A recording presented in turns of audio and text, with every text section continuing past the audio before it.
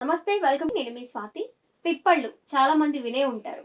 వర్షాకాలం వచ్చినా, చలికాలం వచ్చినా ఆస్తమాతో బాధపడే పేషెంట్స్ మాత్రం చాలా ఇబ్బందులు ఎదుర్కొంటారు. దగ్గు, అలాగే ఆయాసం ఉన్న వాళ్ళకి ఈ పిప్పళ్ళు అనేవి చాలా హెల్ప్ చేస్తాయంట. మరి వాటిని వాడి ఎలా ఈ ఆస్తమా నుంచి తగ్గించుకోవచ్చో, ఎలా బయటపడొచ్చో ఈరోజు మనకి వివరించడానికి రైతు పరిమి మరీదాస్ గారు మన స్టూడియోలో రెడీగా ఉన్నారు. మాట్లాడదాం. నమస్తే మరీదాస్ గారు. నమస్కారం అండి. పిప్పళ్ళు అని విన్నామండి, చాలా సార్లు విన్నాము. పిప్పళ్ళు అని వింటూనే ఉంటాం.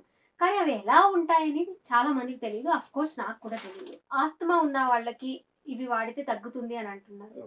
మరి ఎలా ఉపయోగించుకోవాలి, అసలు పిప్పళ్ళు ఎలా ఉంటాయి, ఎలా గుర్తించాలి? ఓకే, చూడండి, చిన్న బారుగా ఉంటాయి. ఓకేనా? ఇవి ఈ చెట్టు నుంచే వస్తాయా? అవునమ్మా. మరీదాస్ గారు, ఓకే. కాయ ఇవి తీగ జాతి సంబంధించి తీగ జాతి కాయ. ఫస్ట్ పచ్చిగా పచ్చగా ఉంటుంది. ఎలాగో ఇది కూడా ఓకే, పచ్చగా ఉంటుంది కాయ. తర్వాత ఇలా తయారవుతుంది.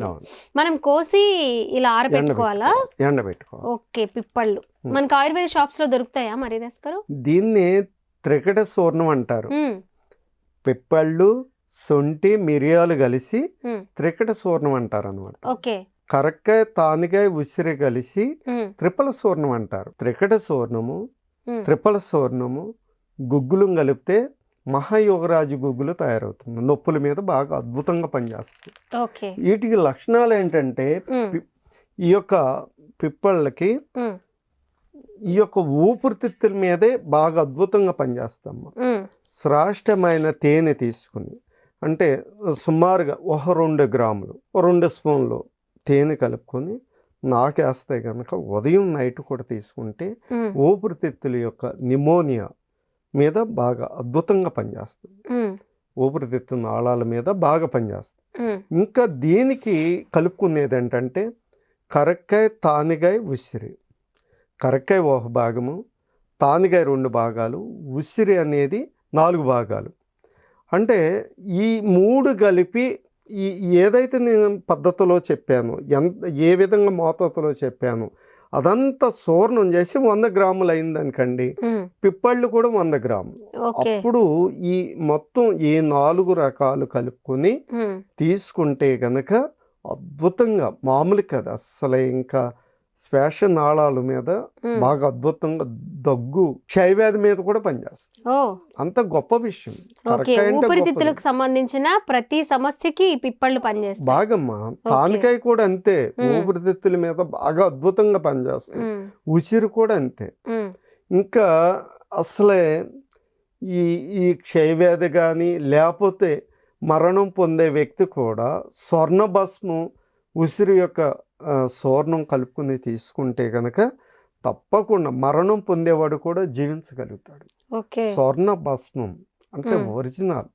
అంటే ఎంత ఒరిజినల్ మెడిసిన్ అంటే 1 గ్రామే ఎంత ఉంటుంది అనుకుంటున్నారు మీరు? 12,000 దాకా ఉంటుంది. అవునా? 1 గ్రాము. ఓకే. 12,000. మరి అంత గొప్ప రసౌషధాలు అయ్యి. ఓకే. చాలా శుద్ధి చేయాలి. 1 గ్రాము 12,000. 1 గ్రాము మందు తీసుకోవడం వల్ల మనకి క్యూర్ అవుతుందా? బంగారం కలుపుతుందమ్మా. బంగారానికి రేట్ ఉందిగా, అందువల్ల అంత రేట్. ఇప్పుడు సిద్ధమహరధ్వజం ఉంది.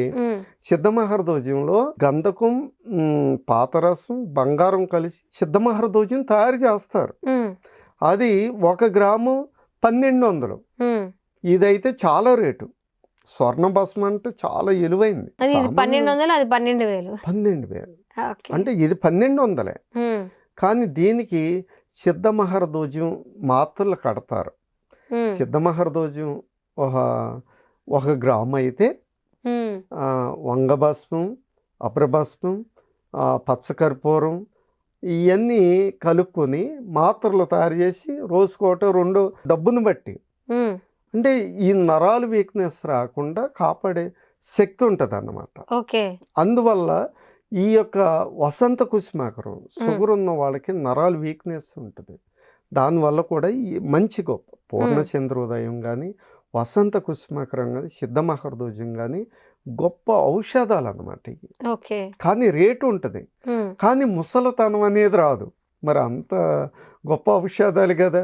మరి ఉదయం మాత్ర సాయంత్రం మాత్ర తీసుకున్నాడు అనుకండి, ఇంకా 80 సంవత్సరాల వ్యక్తి కూడా 16 సంవత్సరాల వయసు కలిగిన వ్యక్తిలాగా ఉంటాడు. ఎక్కడ బలహీనత అనేది ఉండదన్నమాట. అంత గొప్ప రసౌషధం, సామాన్య విషయం కాదు. ఆ ఔషధాలు తయారు చేయాలంటే శాస్త్రీయంగా తయారు చేయాలి. తన బిడ్డలాగానే వైద్యుడు భావించి ధనాపేక్ష ఆశించకూడదు, తీసుకోవాలి. ధనం లేకపోతే ఎట్లా, ధనం తీసుకోవాలి కానీ అట్లా తన బిడ్డలే అని ఆలోచన పెట్టుకుని వైద్యుడు, బుద్ధిమంతుడు వైద్యుడు అలా చేస్తే కొన్ని రోగాలు అసలు నిర్మూలమైపోతాయి. దీంట్లో ఎలాంటి సందేహం లేదు.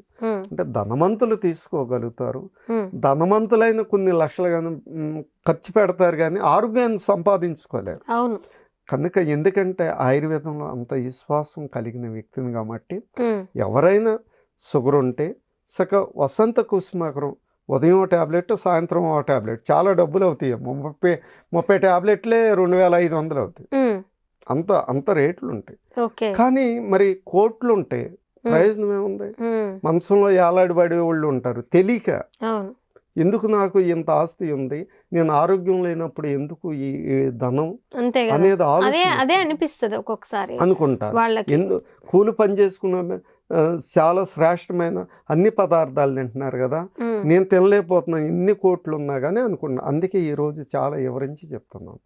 ఆయుర్వేదం షాపుల్లో దొరుకుతాయి అమ్మ చక్కగా.